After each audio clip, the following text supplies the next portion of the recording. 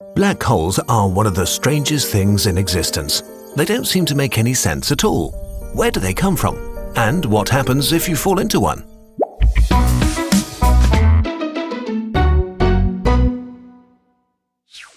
Stars are incredibly massive collections of mostly hydrogen atoms that collapse from enormous gas clouds under their own gravity. In their core, nuclear fusion crushes hydrogen atoms into helium, releasing a tremendous amount of energy. This energy, in the form of radiation, pushes against gravity, maintaining a delicate balance between the two forces. As long as there is fusion in the core, a star remains stable enough. But for stars with way more mass than our own Sun, the heat and pressure at the core allow them to fuse heavier elements until they reach iron. Unlike all the elements that went before, the fusion process that creates iron doesn't generate any energy. Iron builds up at the center of the star until it reaches a critical amount, and the balance between radiation and gravity is suddenly broken. The core collapses. Within a fraction of a second, the star implodes, moving at about a quarter of the speed of light, feeding even more mass into the core. It's at this very moment that all the heavier elements in the universe are created as the star dies in a supernova explosion. This produces either a neutron star, or if the star is massive enough, the entire mass of the core collapses into a black hole. If you looked at a black hole, what you'd really be seeing is the event horizon.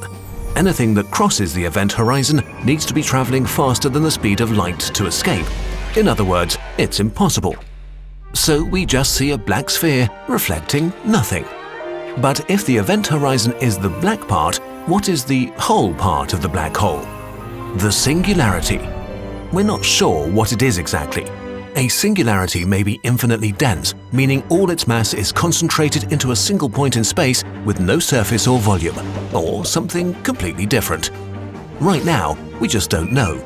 It's like a dividing by zero error. By the way, black holes do not suck things up like a vacuum cleaner. If we were to swap the Sun for an equally massive black hole, nothing much would change for Earth, except that we would freeze to death, of course. What would happen to you if you fell into a black hole? The experience of time is different around black holes. From the outside, you seem to slow down as you approach the event horizon, so time passes slower for you. At some point, you would appear to freeze in time, slowly turn red, and disappear.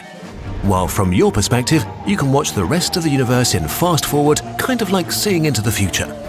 Right now, we don't know what happens next, but we think it could be one of two things. 1. You die a quick death. A black hole curves space so much that once you cross the event horizon, there is only one possible direction. You can take this literally. Inside the event horizon, you can only go in one direction. It's like being in a really tight alley that closes behind you after each step. The mass of a black hole is so concentrated, at some point even tiny distances of a few centimeters would mean that gravity acts with millions of times more force on different parts of your body. Your cells get torn apart as your body stretches more and more until you're a hot stream of plasma, one atom wide. 2. You die a very quick death. Very soon after you cross the event horizon, you would hit a firewall and be terminated in an instant. Neither of these options are particularly pleasant. How soon you would die depends on the mass of the black hole. A smaller black hole would kill you before you even entered its event horizon, while you probably could travel inside a supermassive black hole for quite a while. As a rule of thumb, the further away from the singularity you are, the longer you live. Black holes come in different sizes. There are stellar mass black holes with a few times the mass of the Sun and the diameter of an asteroid. And then there are these supermassive black holes which are found at the heart of every galaxy and have been feeding for billions of years. Currently, the largest supermassive black hole known is S50014+81, 40 billion times the mass of our Sun. It is 236.7 billion kilometers in diameter, which is 47 times the distance from the Sun to Pluto.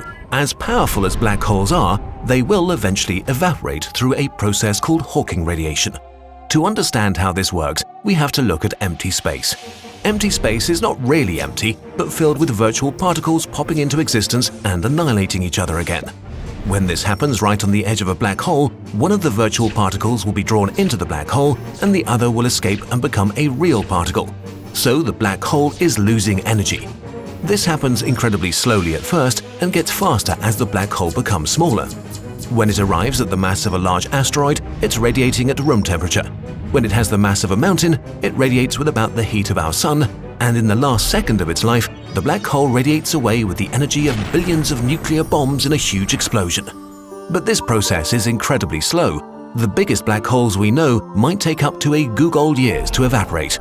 This is so long that when the last black hole radiates away, nobody will be around to witness it. The universe will have become uninhabitable long before then. This is not the end of our story. There are loads more interesting ideas about black holes. We'll explore them in part 2. A big thanks to Fraser Cain for help with this video. By the way, we've made some Kurzgesagt wallpapers in 4K for different screen sizes. You can get them on our Patreon page, which also helps us to make more videos. Like this December, the first month ever with 3 videos.